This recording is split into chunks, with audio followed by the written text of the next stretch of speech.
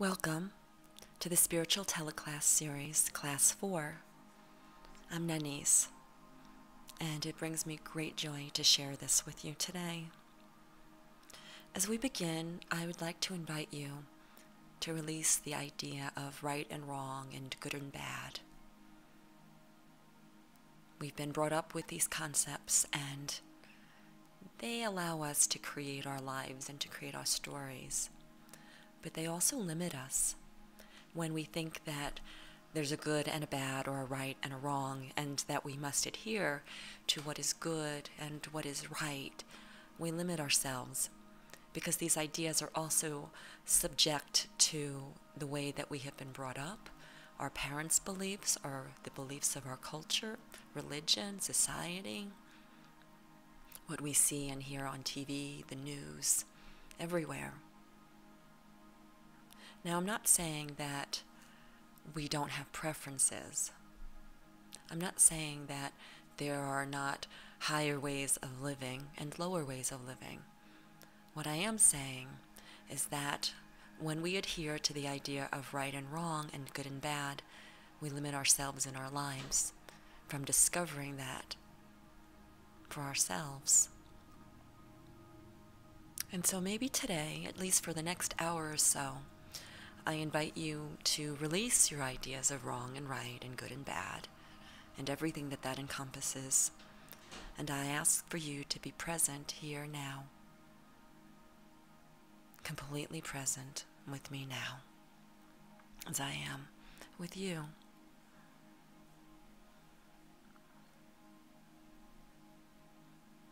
We've been talking about different forms of awakening,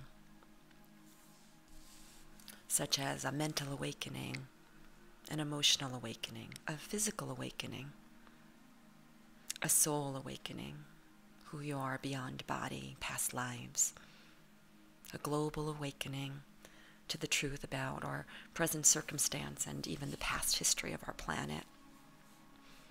Of course, there is the heart awakening. There's an awakening where you can actually see unseen energies like angels and guides, auras, and even the deceased. There's an awakening where you can hear these same energies and feel these same energies. There's an awakening where you remember that you are the oneness of all, and even that you are God. And there is an awakening where you can see the dream, and you know that you are the dreamer. But what is full awakening?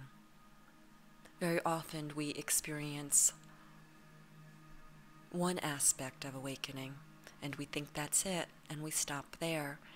And this is often what causes us much pain, because we haven't gone all the way. That doesn't make that form of awakening bad in any way. It just makes it incomplete. And that would be a really good way to think of experiences. Instead of right and wrong and good and bad, maybe we can see them as complete or incomplete. And when we go all the way, there is a sense of freedom and a sense of knowingness that allows us true liberation. It's true spiritual liberation.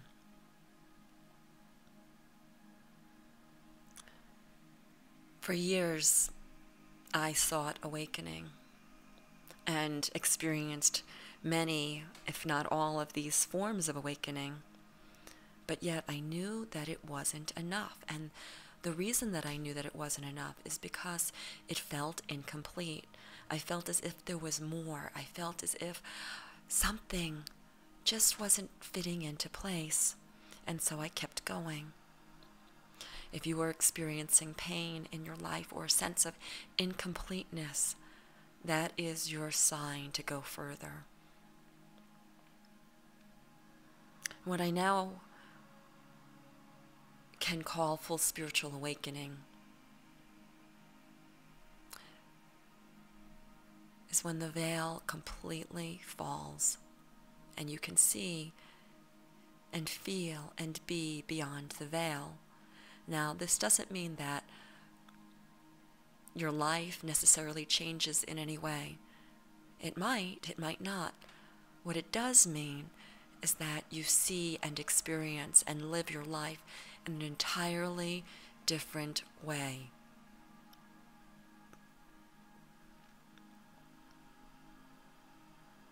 Full spiritual awakening is releasing the identification with the physical self, with the physical body, with the personality, with the roles we play,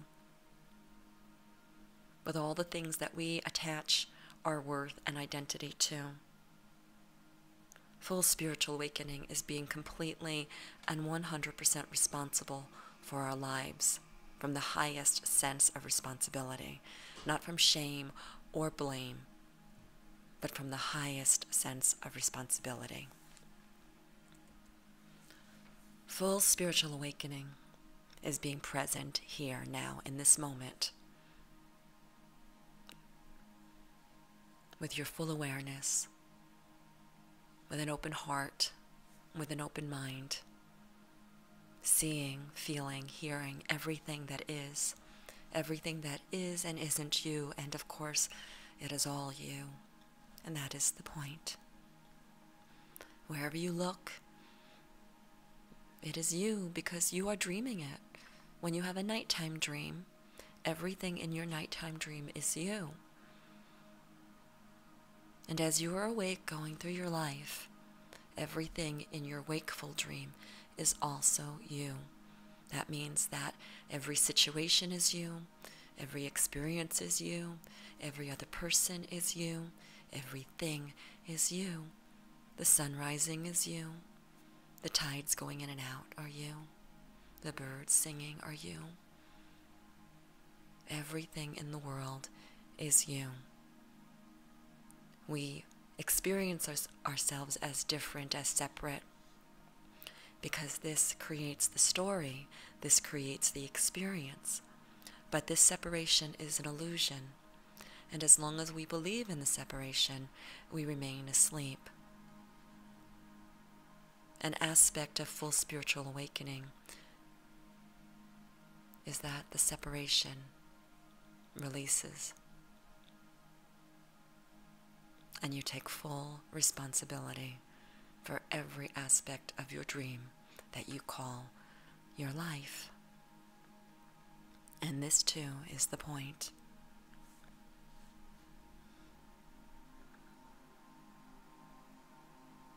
This is the awakening that such beautiful beings as Buddha and Jesus experienced, and many others. But there are also many people who have called themselves awake, but they weren't really awake yet. And that's okay. If you are still believing or thinking that there is a world to save or anyone else to change, chances are you're not awake.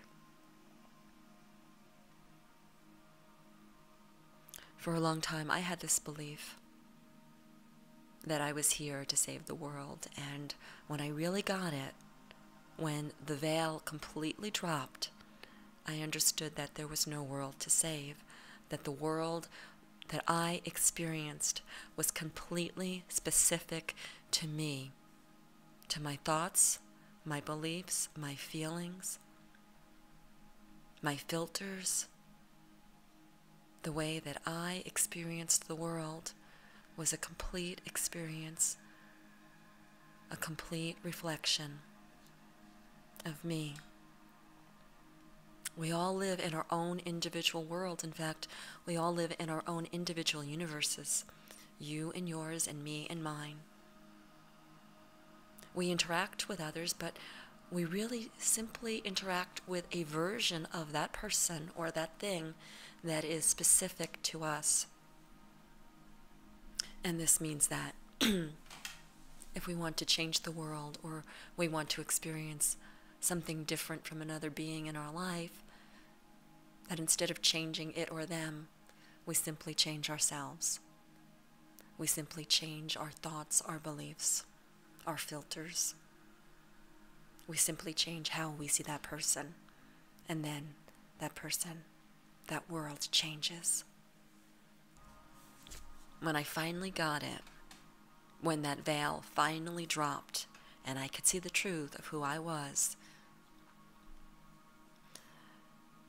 I realized that I was talking to myself all along, and even now I'm talking to myself. That's all we ever do in life. We talk to ourselves. And for a moment, well, probably more than a moment, I really didn't know what to do with myself. Because after all, I was talking to myself. But then the full empowerment came, and I realized that if it was myself that I was talking to, that all I had to do was shift myself in order to experience a different version of reality. But this is often a very difficult thing in the awakening process, to realize that we're all alone in the universe. And truly every awakened being, every fully awakened being has experienced this, that they are the only one in the entire universe, and that they are talking to themselves. And that sounds kind of lonely from the outside looking in, but when you really get it, there's nothing lonely about it, because you are all that is. And how could that possibly be lonely? Wherever you look, wherever you go, whatever you experience, that is you too, and it is part of you. You are everything. You are all.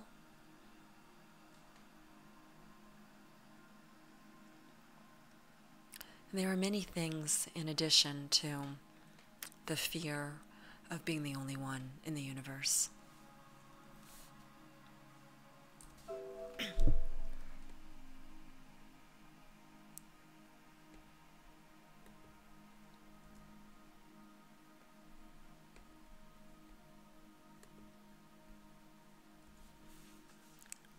I would like to talk a little bit about the different things that keep us from full spiritual awakening. Because in understanding our fears about awakening, we can easily overcome them. I believe that many of us, both knowingly and unknowingly, meet up against the edge of awakening, and we don't know what to do with some of the experiences of that, so we back away, because it's easier to back away and go back into the comfort of our lives than to approach or to embrace full awakening. One of the most common experiences when we reach that edge of awakening or experience full awakening is that there's a feeling or experience of pointlessness, purposelessness, meaninglessness. That when you fully awake, you get that there's really no point to life. And that's really frightening for a lot of people, because we hang on to the point of life. We hang on to the idea that there has to be some purpose or some meaning of life. And when we awaken, we get that there is no meaning, there is no purpose, there is no point. And that can leave us feeling very lost in a world of the unknown. And the reason for this is because we hang on to purpose, and we hang on to meaning, and we try to make the point of life. We try to find our identity in the purpose of life. And when we wake up and we remember that there is no point, there is no purpose, and there is no meaning, we don't know what to do with ourselves. And especially if our worth has been interconnected with meaning and purpose, it becomes even more difficult to wake up. And so when you reach the edge of awakening and you realize that there's no point or purpose or meaning, very often you may back away from that, not knowing what to do with it. Even though there is no absolute meaning or purpose to life, that doesn't mean that you can't create your own meaning and your own purpose to life. And in fact, that is the point.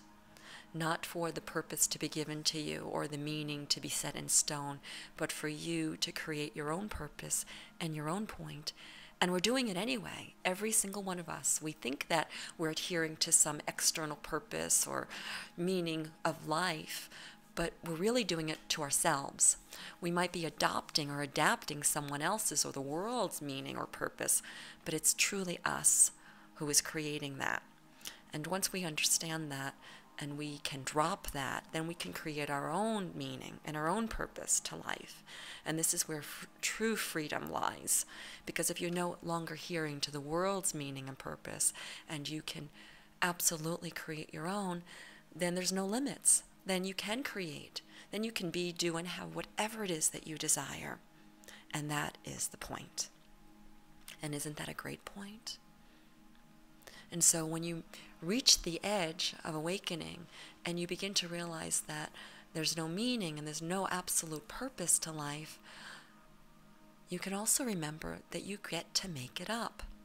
And that is the point. But that also requires that self-responsibility that I've been talking about. That in order to create your own meaning and your own purpose, you must be completely responsible for your life. And not blame the outside world and not shift responsibility, but to take full responsibility of your thoughts and your emotions and your beliefs. And if you're not getting what you want, then find the inner correlation that's creating the external situation and shift it. Shift it so that you get feedback in the world that correlates to exactly what you want, to the meaning and purpose that you want to give life. And there's freedom. And it doesn't get more beautiful than that. So waking up doesn't mean that you lose purpose and meaning. Waking up means that you get to create it for yourself. And what do you wish to create? And even if you don't know what you wish to create, it's okay to be in a place of not knowingness. Because then you're in direct inspiration with who you really are. And that inspiration can talk with you and talk through you and guide you to your most joyful experience of life, to your highest and best relationships with others and with the world, with the peace and the beauty and the grace that you so desire. It's right there for you, but it doesn't happen when you accept the meaning and purpose that the world gives you. It happens from the awakened state where you decide on the meaning and purpose of your life.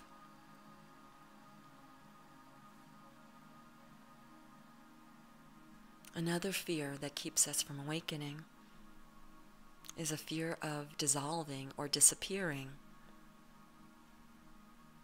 Very often we get to that edge of awakening and we start to experience that sense of dissolving or disappearing, and it's just too frightening, and so we back away, back into the safety and comfort of our lives.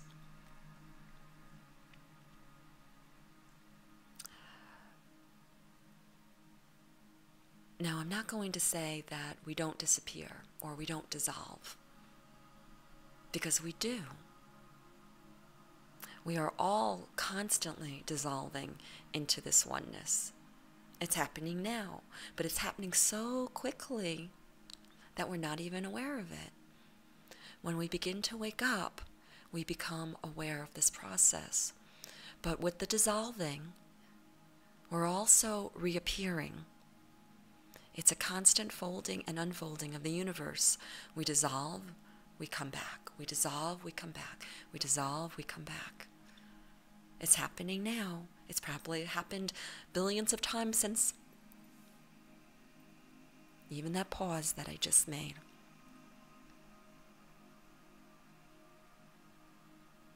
Yes, we dissolve into this oneness. I have experienced this dissolution into this oneness, and I've come back again and again. I've come back remembering this aspect of this consciousness of who I am now, and so will you, and so do you. It just happens so quickly. There's a sense of, I would say, slowing things down as we awaken, understanding the dynamics of life better, We are all experts of interpreting vibration. That's what we're doing now through all our senses. We are interpreting vibrations. And we are experts at it because, well, look around. Everything seems so real. And that's only because you are an expert in vibration interpretation. You have received a master's in this. But if you were able to slow things down, you would be able to see the vibration of everything around you and even of yourself.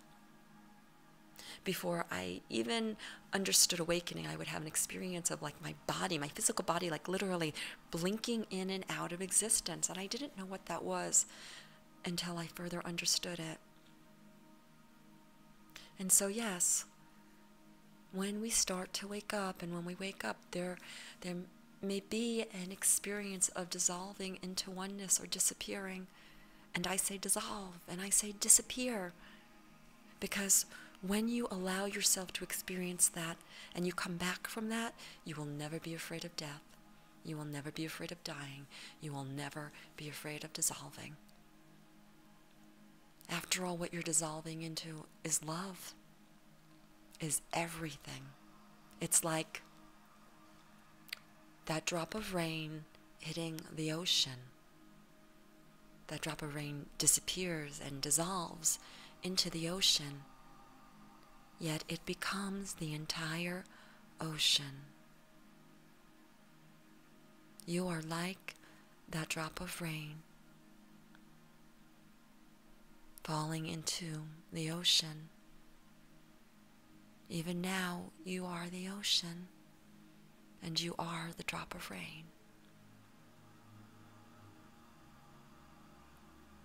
And it doesn't get more beautiful than that.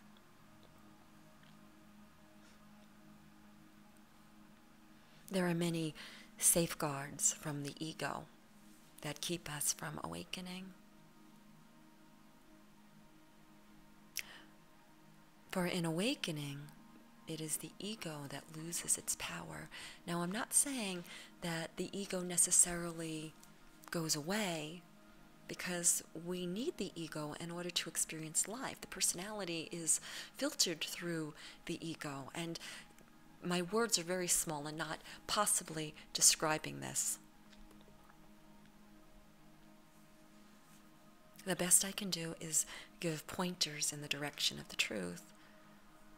You must find the truth for yourself. And this is true for all spiritual teachers.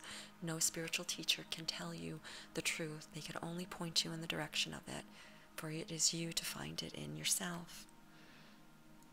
And so the ego is invested in our survival. In fact, the ego is responsible for our survival, our physical, emotional, mental survival, and in many other ways, for the existence of what we call reality. But don't let the real and reality fool you. And so the ego has many safeguards in place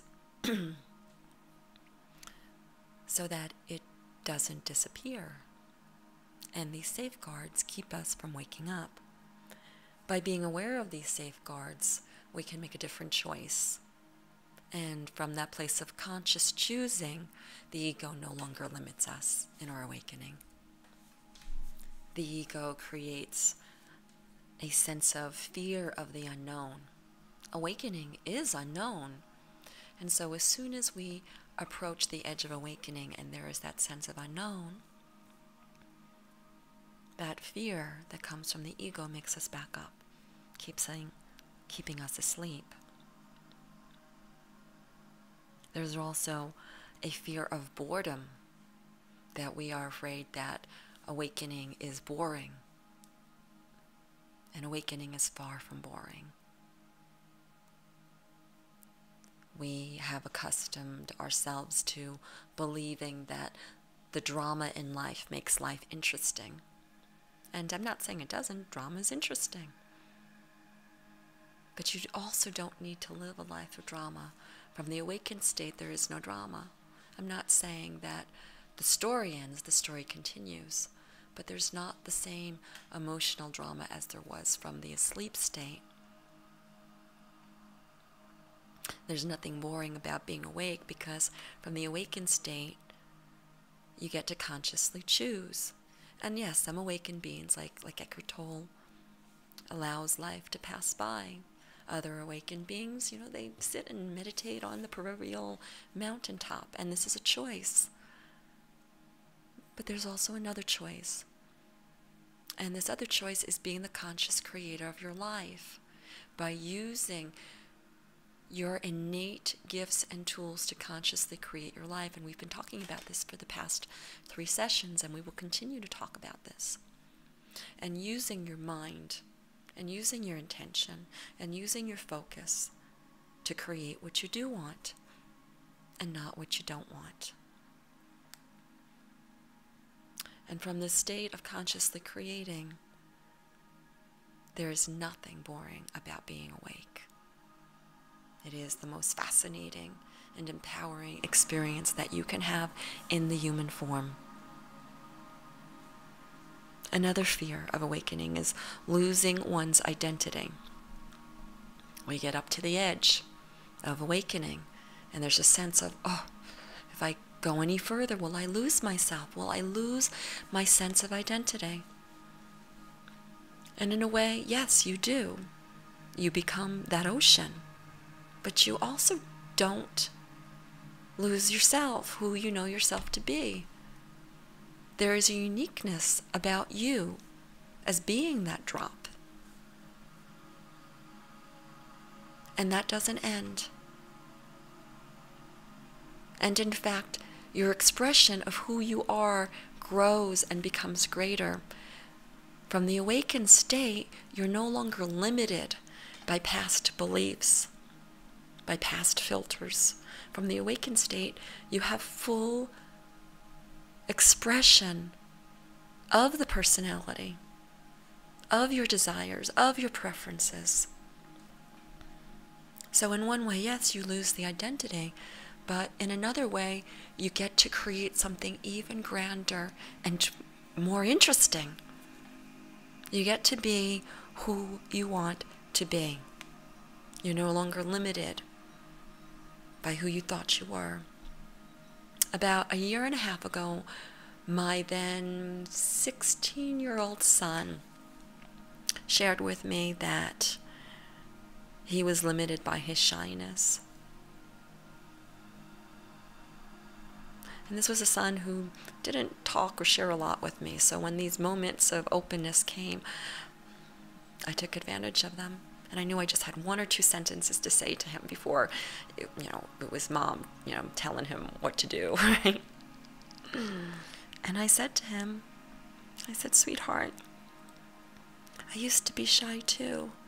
And I decided that's not who I wanted to be or who I really was. And so I decided who I wanted to be and who I wanted to become. And you can too. That you're no longer limited by your shyness.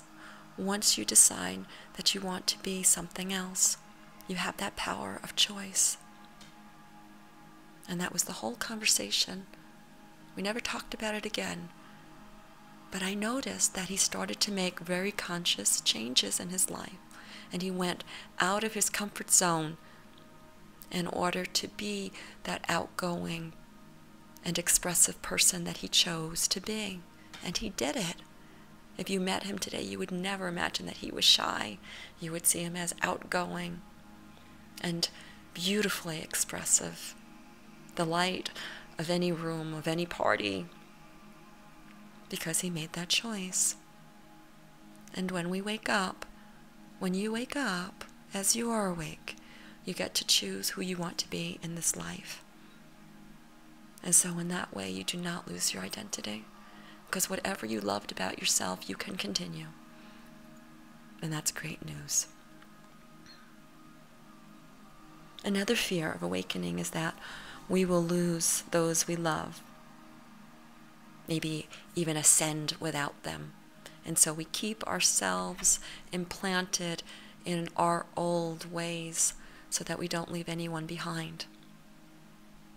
And I'm not saying that as we wake up that people won't fall out of our lives. Some will, but they do anyway. People fall in and out of our lives all the time. I am saying that when we wake up and we don't compromise ourselves in order to have the old connections, and we stay on this higher level of vibration, and we live above that line that we started talking about in the first class, that what happens is we experience a higher vibration, a higher version of those in our lives. Your awakening actually creates the space for those you love to awaken. So no one's left behind. And yes, some people are slower, some people are faster, and that's okay. But if you choose you and you align with your own awakening without compromising or sacrificing yourself because someone else isn't awake, you will discover over the course of weeks, months, maybe years, that those in your lives will also awaken. And it doesn't get more beautiful than that. I cannot tell you the amount of joy that I feel from living in an awakened family. It is the most beautiful experience, and I am so grateful.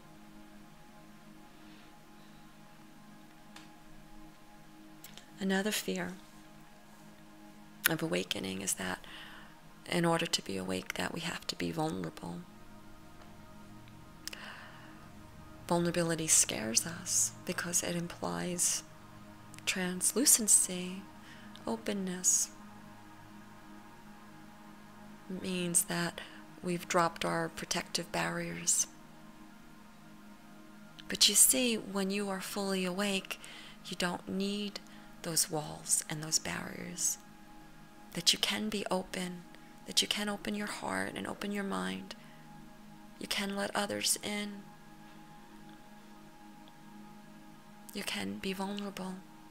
So from the unawakened state, vulnerability seems and maybe even feels like a very scary thing.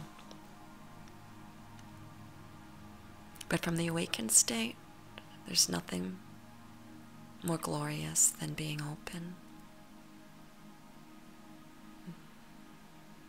In order to be free, you must be open.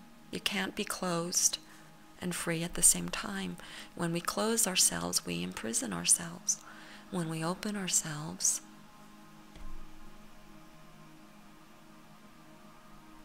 we free ourselves. And so you might think,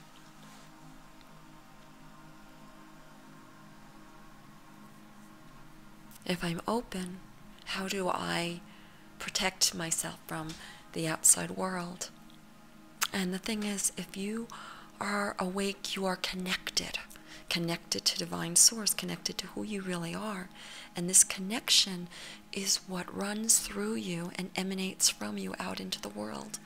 Even now, imagine that there is a beautiful golden light flowing in through the crown of your head. And this light is love, and it fills your entire body and every cell in your body, and even saturates your body, so much so that it overflows.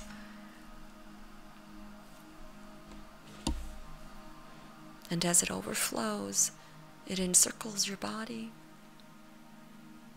and it creates not a protective field, but an energy of light and love that both emanates from your body and moves out into the world.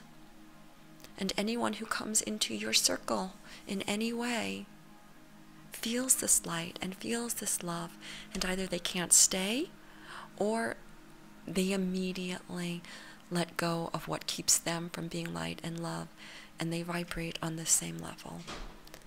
And then what is there to protect? You are free and you are safe because you are this divine light and love. And that is the point.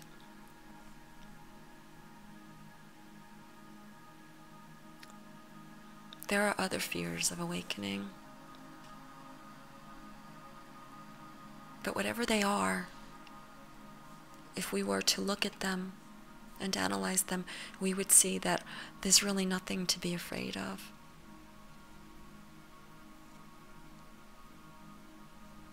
For when you awake, you are safe and you are loved, and all is well. always.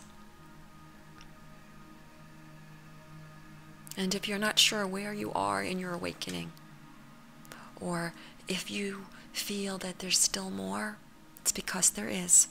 Go further. Go further. Go further.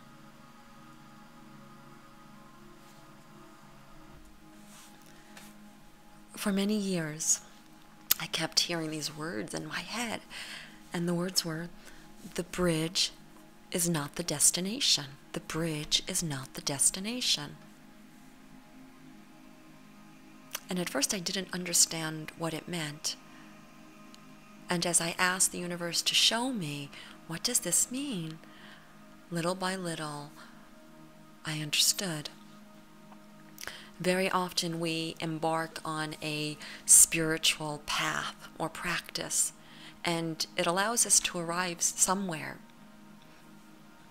But it's really just the bridge that we have located ourselves on, that it's not the destination. Very often we get stuck on the bridge, not realizing that it's still the bridge and there's still further to go.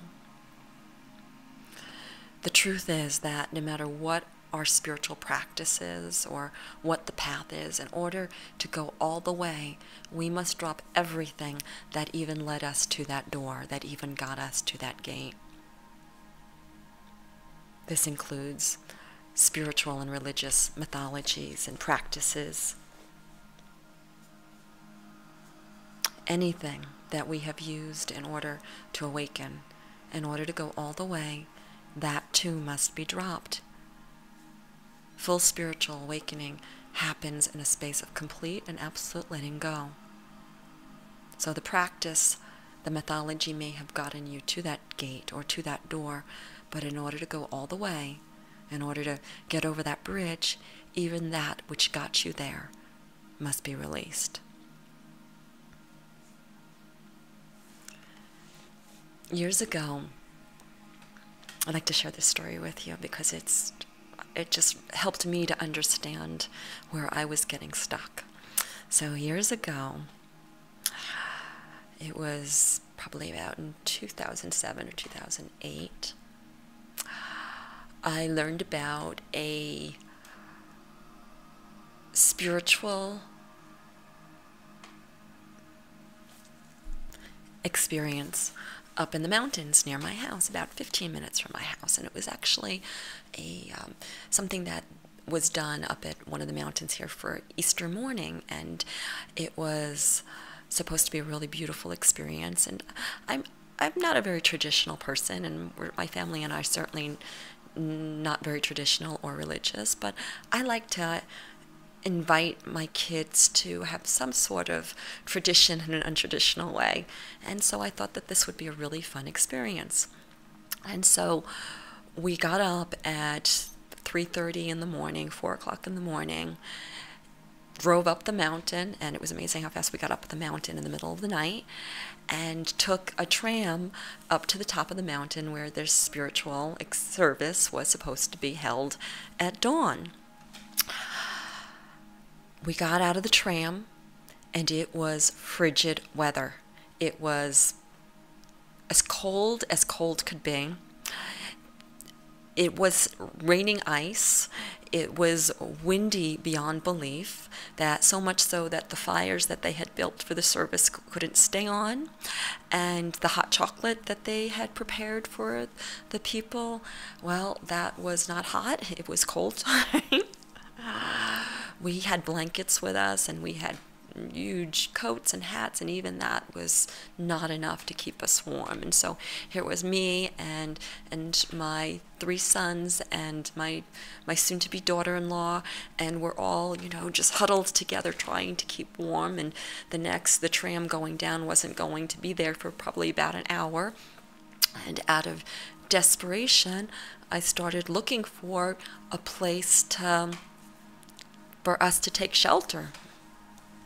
And it was really hard to see because the wind was gusting up the snow so terribly that you couldn't see more than a foot ahead in front of you. Well, I found a shack, or at least it looked like a shack. And on the outside, it said warming hut and restroom. And I was so excited because this looked like this would be our shelter to keep us warm until we can get off the mountaintop. And so I found my family, and I guided them to this warming hut. And we opened the door and we went in. And it was probably like maybe 3 feet wide by 6 feet long. And it wasn't much, but at that point we didn't care. We were so happy to get into shelter. And I was huddled all the way in the back, and my family was there. And then more people came in, and more people came in. And we were all squished together, but nobody was complaining because everybody was so relieved to be out of that horribly frigid weather. And we all stood there, mostly in silence, just enjoying a bit of warmth that we experienced from being out of that wind. And as I was standing there, I started to think about the sign that I saw on the front before we entered, and it said, warming hut and restroom. And I thought, that's odd. Restroom? Do people use this as a restroom? And it didn't smell like a restroom. So I started to question that. And as I started to question that, I started to look around, and there were no lights in here. It was dark, so we couldn't really see much. But as I started to feel my way around, I noticed that I was leaning up against what appeared to be a door. A door in the warming hut? What? And as I pushed on it, it opened. And it opened to an entire cottage. A huge room with lots of people, with heat, with light, and yes, with 2 restrooms, a men's and a women's. And we all literally fell into this cottage, laughing. We were laughing so hard because we had thought that we were already in the warming hut, but we were really just in the entrance to the warming hut. And once we were truly in the warming hut, we realized that we had mistaken the bridge for the destination. And once inside the true warming hut, we could let go. We could take all our layers of clothes off.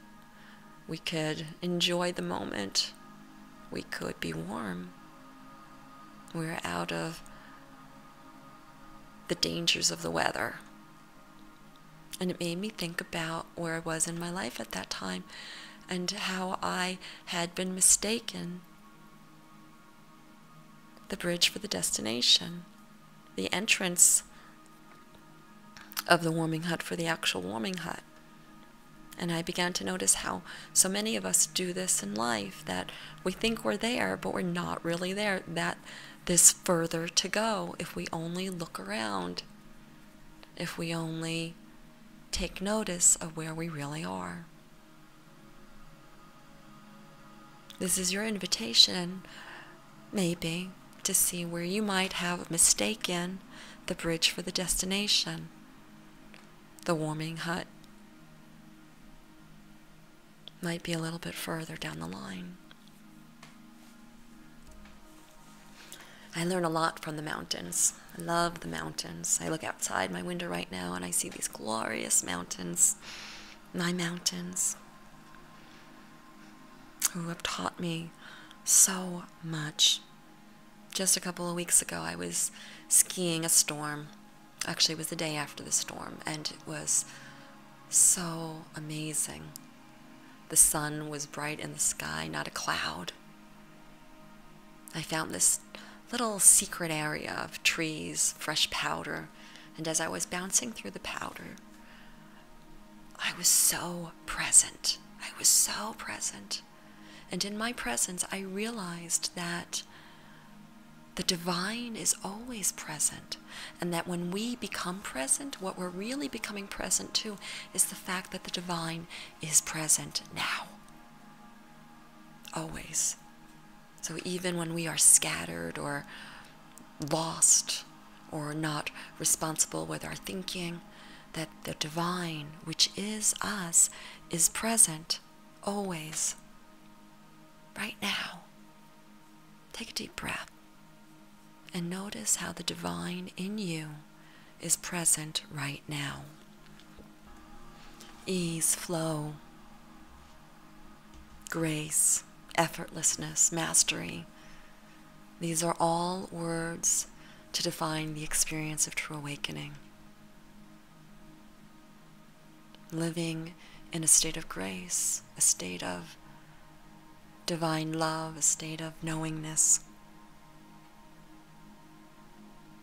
The struggle is gone, and life dances with you.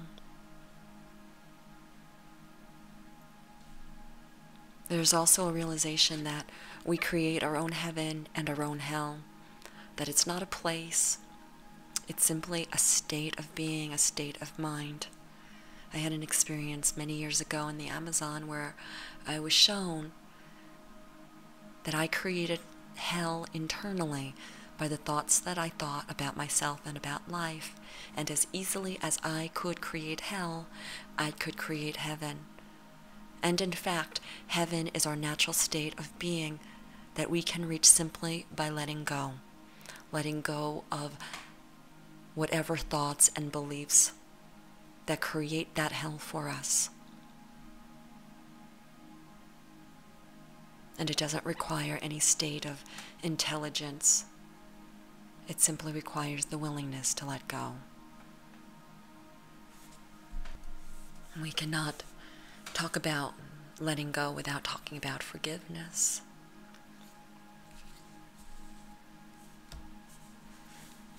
Last week, I shared a story with you about my own experience of being in an abusive relationship.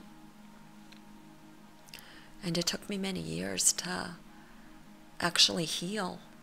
Healing is a process. It's an unfolding process.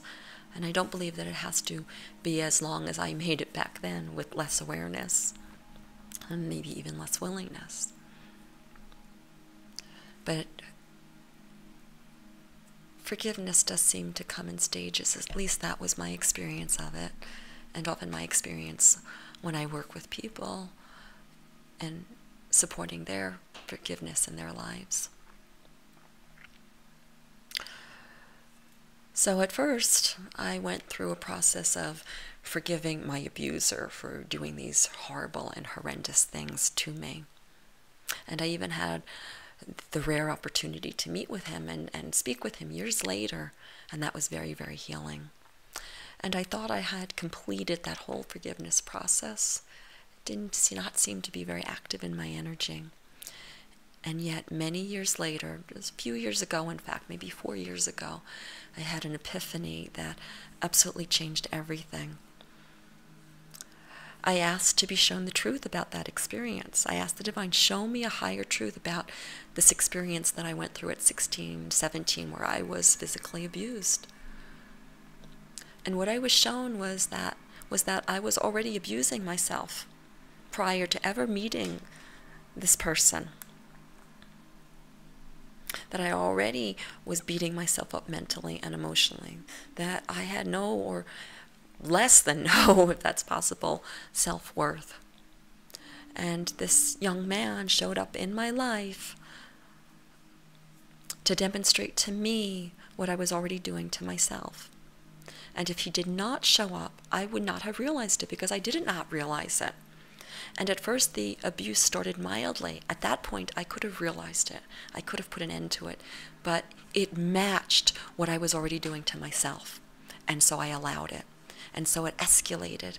And it still matched what I was already internally doing to myself. So I allowed it.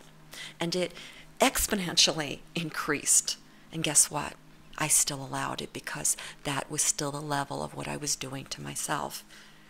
And then it increased again and again and again. And finally, it reached a threshold, a level where somehow it actually exceeded the abuse that I was doing to myself. That this person, physically, emotionally, and every other way, demonstrated to me a higher level of what I was doing to myself. And at that point, I was able to say, no, I will not allow this anymore.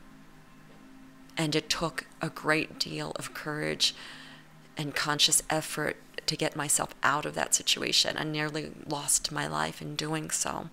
But that is what it required for me to reclaim my life, not just from the relationship and from the abuse, but from my past beliefs of worthlessness, that I had to claim my worth in order to reclaim my life. And I needed to desire to live so bad that I was willing to risk my life to do it. And I did. And I did. And only all these years later did I realize that this person who I once thought of as the abuser, the perpetrator, served me greater than anyone else had ever served me in my life. Because without him, I never would have realized what I was doing to myself, and I would have probably lived my whole life like that if no one else came along to do the same. So he wasn't abusing me. He didn't do anything to me. He was serving me. He was loving me in the greatest and most kindest way. And when I finally got this, the whole idea of forgiveness completely dissolved. There was nothing to forgive him for. In fact, it was I who felt that I should ask for forgiveness, because in order for him to do those terrible things to me, he had to experience that for himself. And I'm sure that must have been extremely painful, because underneath it all, who he was not an abuser. He too wanted to experience love and grace and peace. And because he loved me, and I'm not talking, this happened on a conscious level. This happens on deep, deep unconscious levels, on deep spiritual levels. There was an agreement where he agreed out of love to demonstrate what I was already doing to myself so that I could wake up from this. And so forgiveness completely went away. And what replaced it was absolute gratitude. Absolute gratitude to this beautiful young man for acting out in such a way that I could see what I was doing to myself, and I can make a different choice. And I realized that every single person in my life, in all of our lives, who has ever hurt us, who has ever caused us to play the part of victim, was simply serving us, showing us what we were already doing to ourselves, and probably not even knowing it.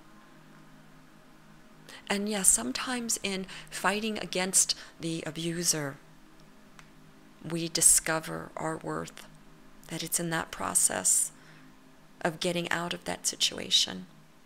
But really, when we look deeper, it's simply about remembering who we really are and claiming our intrinsic worth. And so now when I think back all those years ago, all I feel is love and gratitude. I wouldn't be me now. I wouldn't be talking to you today if it were not for this beautiful, loving man.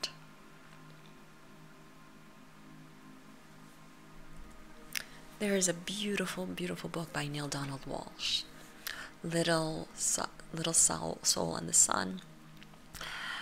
And in this book, there is a little boy's soul. Not that souls are little boys or little girls, but in this story there was. And the little boy's soul went to God and said, God, I want to learn about everything. And God said, little soul, that is wonderful, but what would you like to learn about first? And the little boy's soul thought, and finally he came back to God and he said, I want to learn about forgiveness.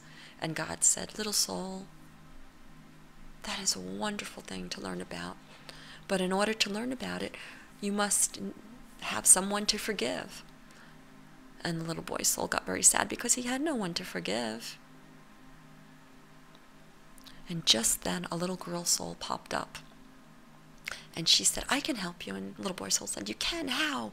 And the little girl said, I will give you something to forgive. We'll go down to that planet Earth down there, and you won't remember me and I won't remember you, but one day we'll meet, and I will do such a terrible thing to you that you will have the opportunity to forgive me. And the little boy soul got very excited. He said, "You would do this for me? Why? Why would you do this for me?" And the little girl soul looked deep into his eyes and she said, "Because I love you. Because I love you. But for me to do this for you, you have to do something for me." And the little boy soul said, "Anything. I will do anything for you." "What is it?" And she said, "In order for me to do these terrible things to you so that you can forgive me, I'm going to have to forget who I really am. And I'm going to need you to remember who I am so you can help me wake up. And in order for that to happen, you have to remember who you are." And the little boy's soul looked deep into her eyes. And he said, "I can do that. I will do that." When we wake up, we remember who we really are and who everyone else really is. And that no one is ever really doing anything to us. Everyone in our lives, in our waking dreams, is supporting us and serving us and conspiring on our behalf for us to wake up, for us to finally live from the awakened state. And as we wake up and live from that awakened state and commit to living from that awakened state without compromising or sacrificing ourselves in order to be on the level of those still asleep, we create the space for everyone in our lives to wake up to and to come up vibrationally to meet us and to live in this awakened space of love and light, of wholeness, of beauty, of grace. It's all right there for each and every one of us. And if you're listening to this now, it's right there for you, right here, right now. Can you feel it? Can you really feel it? Feel it. Being fully awake means embracing the good and the bad and all that is, and realizing that there is no good and bad or right and wrong. The meaning that we give to things changes that which we give meaning to, and that is the point. As we've been talking about beliefs, we're talking about the meaning that you give to your life, the meaning that you give to things. And if you don't like what's showing up, then this is your invitation to change that meaning, to change those beliefs, to change those thoughts.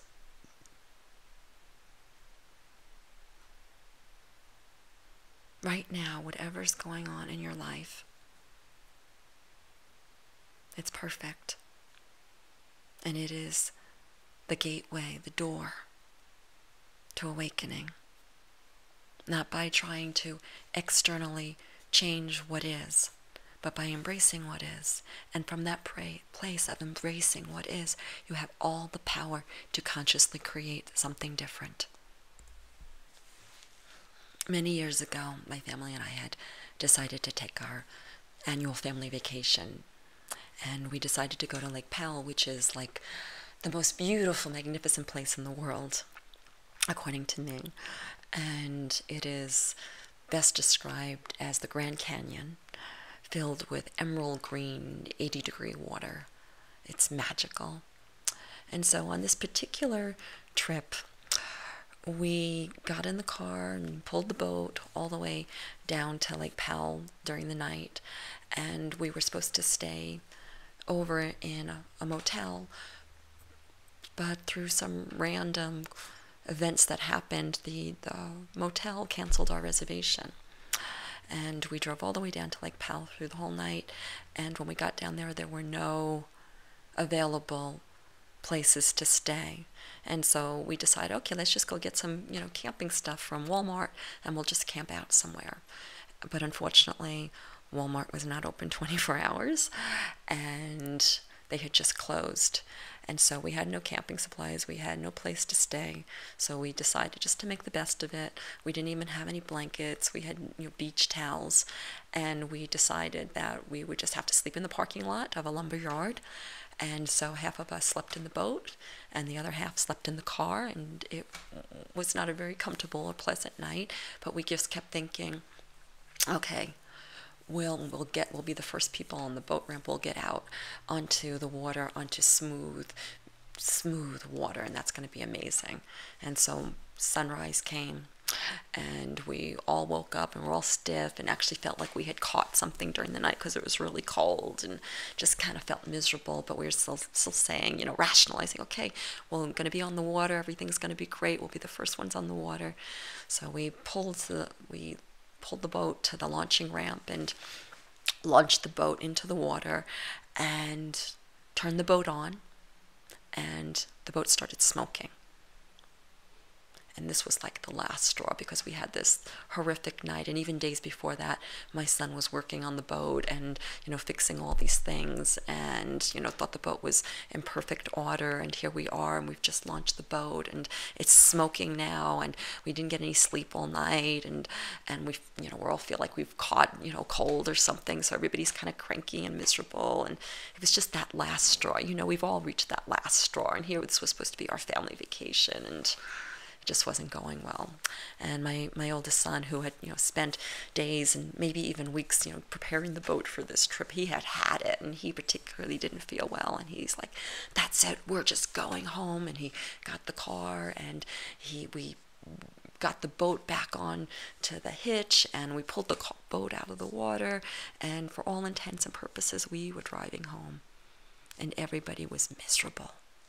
And there was this energy in the car that, that energy that you could just cut with a knife. And not only, had we gone through like this awful night and having to sleep in the car and, feeling well and, everything else that happened, now we weren't even going to get our family vacation, which we had been looking forward to, all year. And I was sitting in the front seat, and my oldest son was driving, and I was very aware of that, just that, that awful energy. And then this thought occurred to me. There's nothing wrong with this moment. Wait, what? There's nothing wrong with this moment. This is the most beautiful moment I've ever had in my entire life.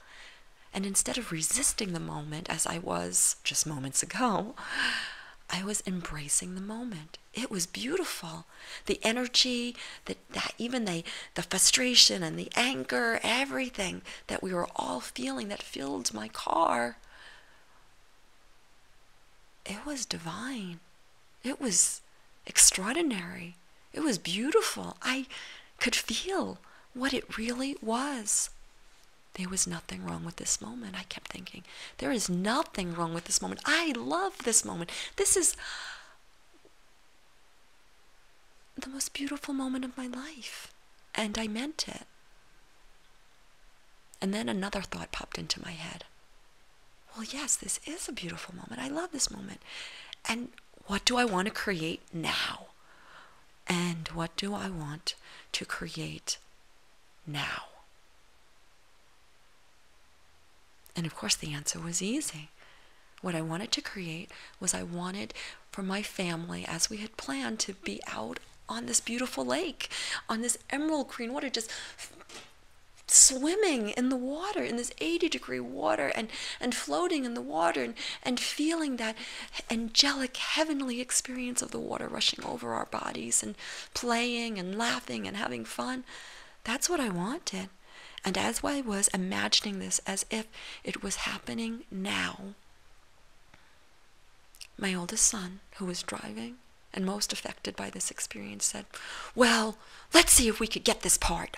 And he was still experiencing some anger and frustration, but there was a shift.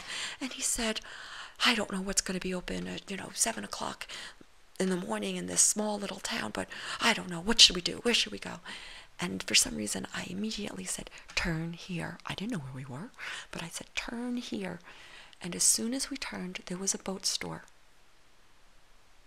And we pulled into the boat store, and I got out of the car and I went in, and I asked the man for this particular part that I was instructed to ask for by my son, because I don't know anything about boats or parts.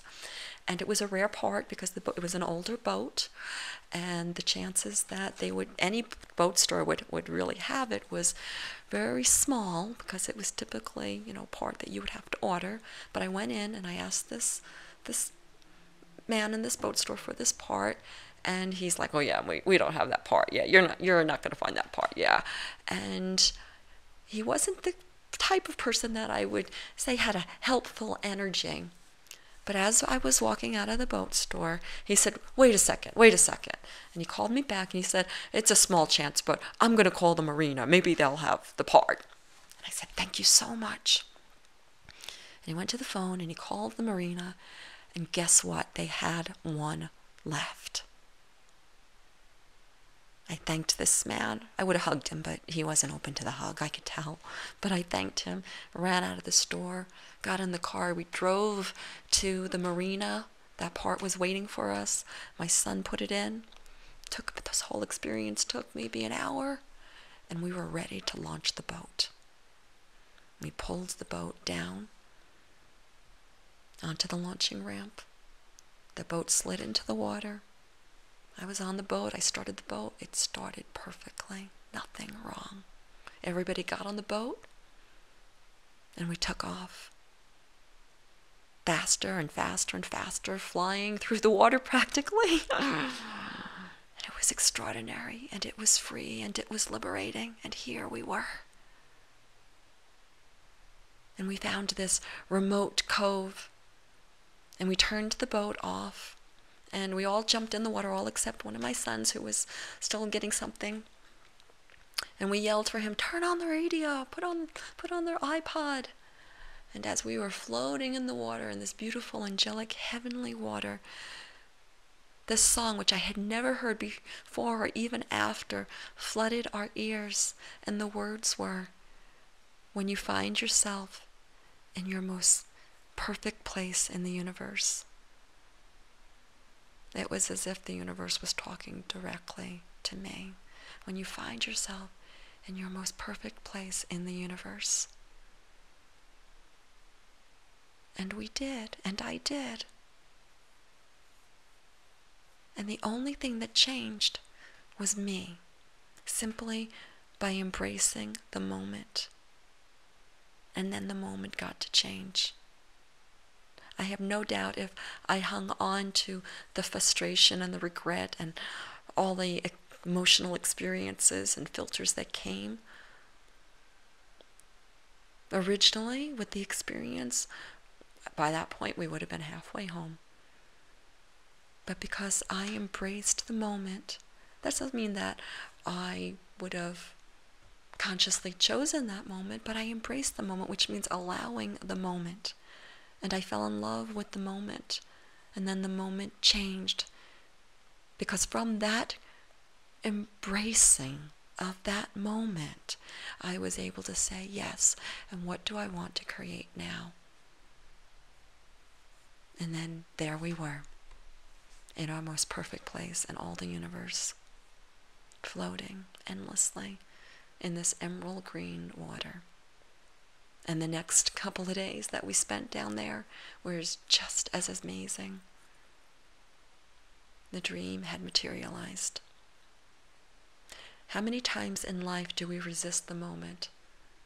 Do we agonize over what could have been or what should have been? What would happen if at those times we embraced, we allowed, we loved what was, what is? Might then we have direct access to the power to create or recreate something different, something more in alignment with what we truly desire. That doesn't come from resistance, it comes from allowance. Wherever you are in your life, yes, maybe there is a gap from where you are to where you want to be. The way to get there is by allowing this moment now, being here now, falling in love with what is now.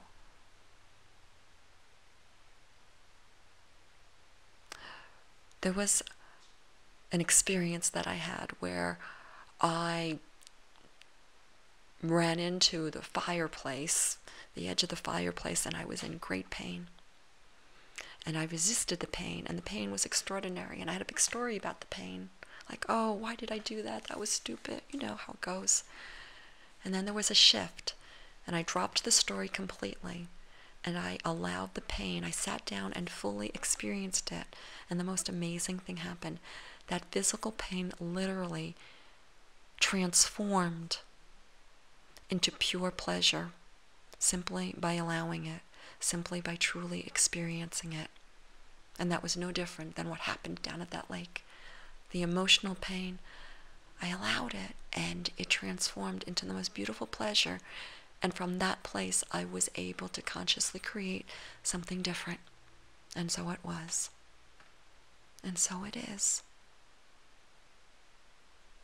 When we allow, when we are present, we access the greatest and most grand power to consciously create our lives.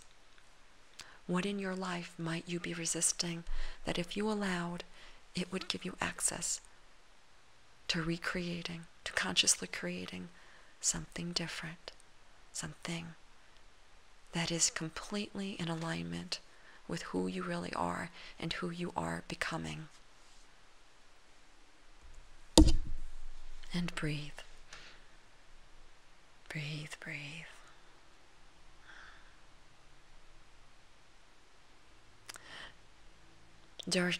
During this class, I have included the answers to many of your questions. Instead of doing a question and answer period at the end of class, I've answered many of the questions that you've sent me during class. And if your question wasn't answered, chances are I sent you a personal email.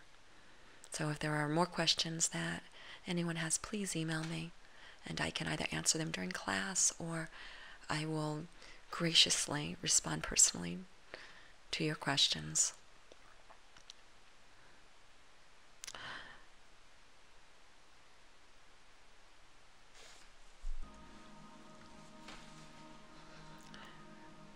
I would like to share a beautiful meditation with you.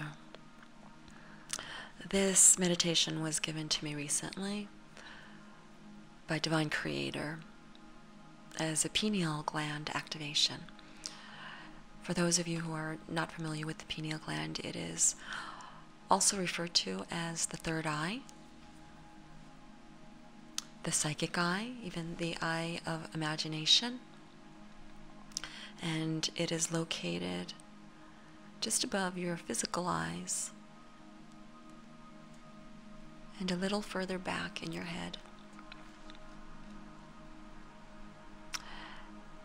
I invite you to locate your pineal gland, your energetic third eye, with your awareness. So place your awareness on your pineal gland, on your third eye that resides inside of your head, and notice how big it is, what shape it is, and that might be different than what we've been told or what you've read about. Whatever comes to mind, simply allow that to be. And I'd like you to imagine that you can breathe into your pineal gland and notice how that feels as you imagine yourself to breathe into your pineal gland. Now, for most people, the pineal gland is a great deal smaller than it can be. And this process that we will do now will allow your pineal gland to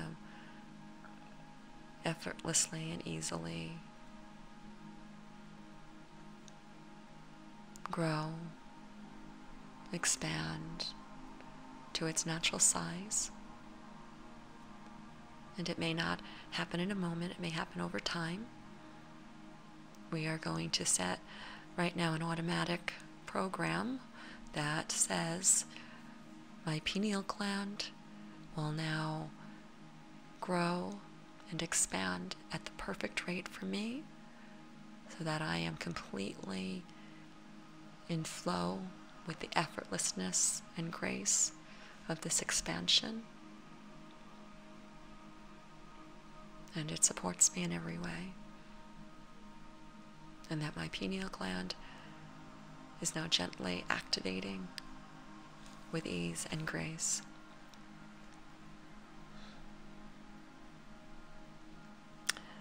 And as you continue to keep your awareness on your pineal gland, I would also like you to place a portion of your awareness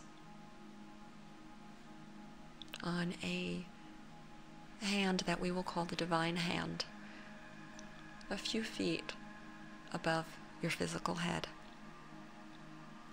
And in this hand, you notice something shiny. It's a little diamond, a perfect diamond. Take a close look at it. You might even pretend that you can see it under a magnifying lens.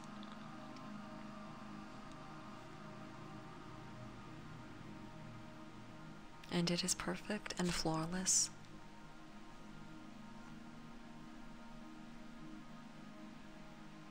And it is of the highest light and love, and it contains divine consciousness. It is divine consciousness.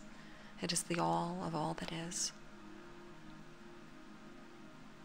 And you may notice that with your awareness of your pineal gland, that there is a space for this diamond, a perfect space for this diamond. And with your permission, this hand will gently release this diamond,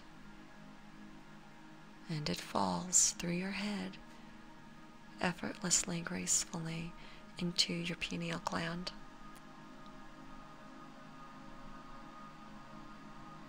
And it fits perfectly.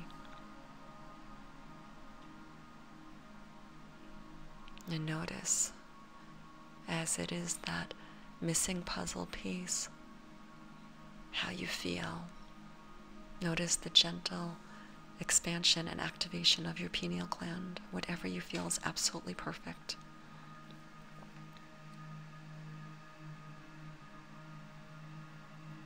This diamond is infinite love and infinite wisdom, and it is now all inside of you.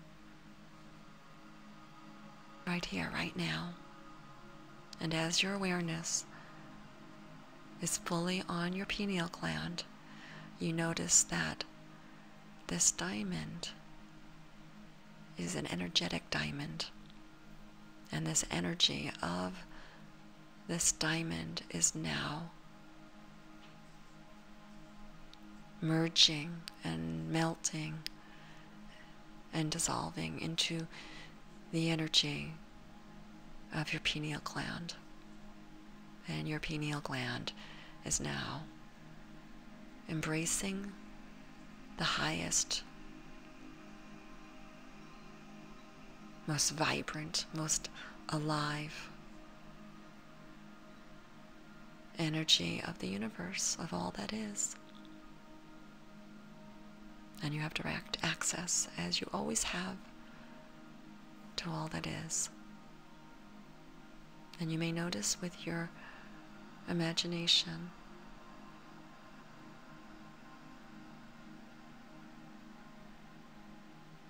that your pineal gland is lighter or brighter or vibrating at a higher rate.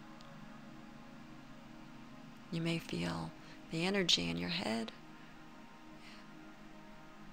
You may feel or sense a greater lightness in your head.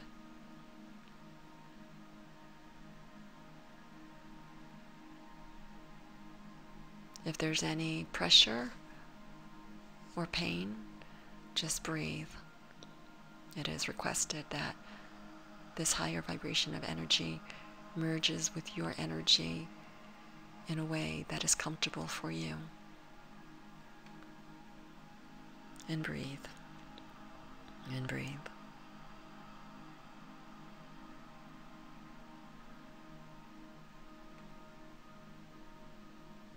And as your pineal gland integrates with this higher vibration of energy, you may notice that your pituitary gland, also in your head, is now gently activated to its full potential as well, as these two glands work together perfectly, flawlessly.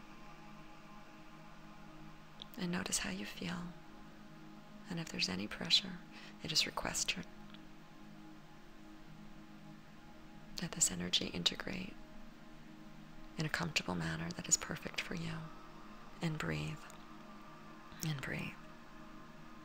And as every part of the body is related to every other part of the body, and every energy chakra is connected and related to every other energy chakra, I invite you to notice how the opening and activation of your third eye now gently and positively affects your throat chakra,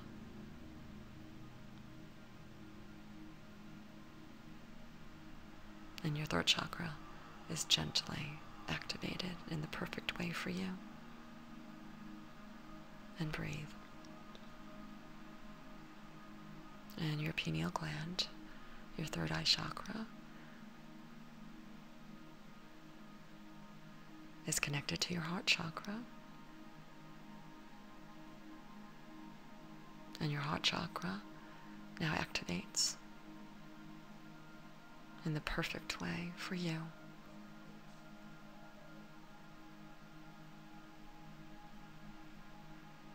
And breathe. And your pineal gland is related directly to your solar plexus chakra, and your solar plexus chakra is now activated in the perfect way for you. And breathe.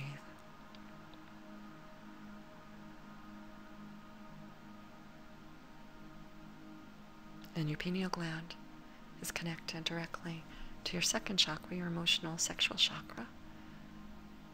And this chakra is activated in the perfect way for you. And breathe.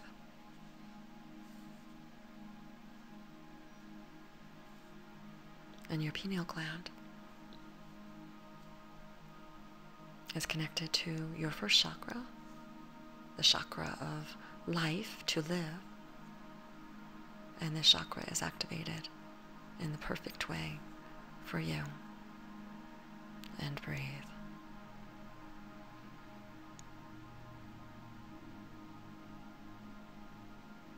And you may notice that as your first and second, third, fourth, fifth, and sixth chakras are all perfectly working in harmony, in absolutely perfect divine harmony, that it allows your crown chakra, your seventh chakra, to open up even more.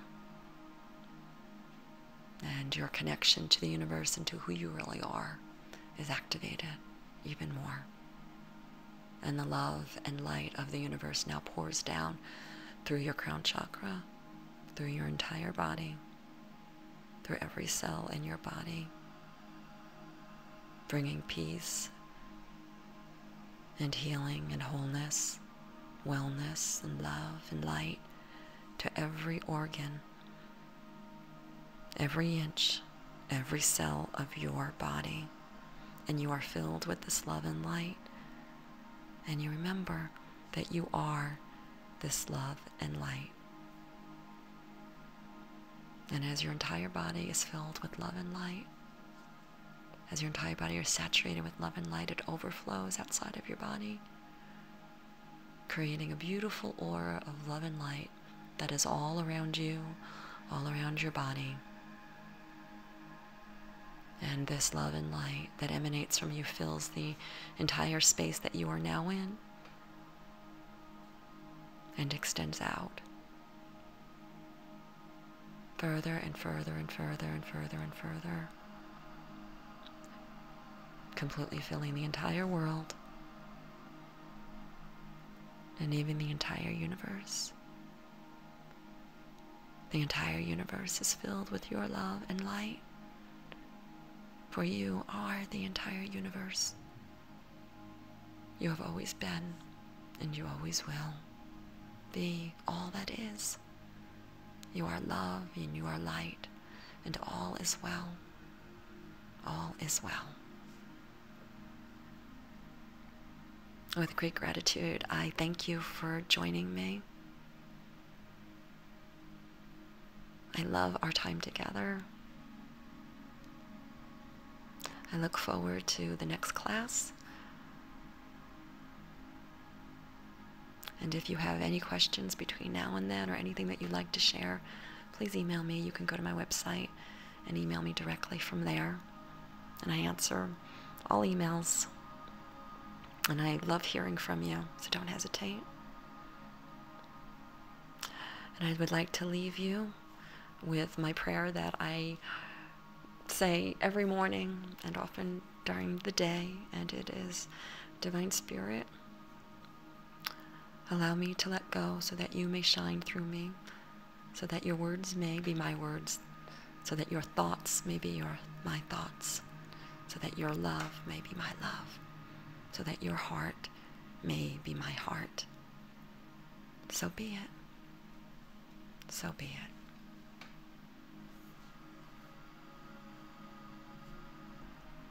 It is done. It is done. It is done. All my love. Bye for now.